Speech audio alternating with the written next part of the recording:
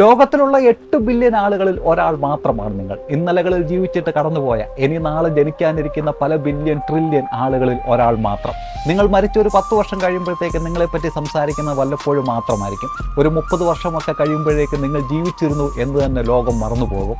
നിങ്ങളെപ്പറ്റി ലോകം എന്ത് കരുതും എന്ന് ദിവസേന വ്യാകുലപ്പെടുന്നത് വെറുതെയാണ്. പറ്റുമ്പോഴൊക്കെ മഴയത്തിറങ്ങി ക്രിക്കറ്റ് കളിക്കുക, ഒന്നും പ്ലാൻ ചെയ്യാതെ യാത്രകൾ പോവുക, ചിരിക്കാൻ കിട്ടുന്ന അവസരങ്ങളിലൊക്കെ കണ്ണ് നിറയെ ചിരിക്കുക. ഒന്നും തെളിയിക്കുന്നതിനോ ആരെയും ബോധ്യപ്പെടുത്തുന്നതിനോ അല്ല.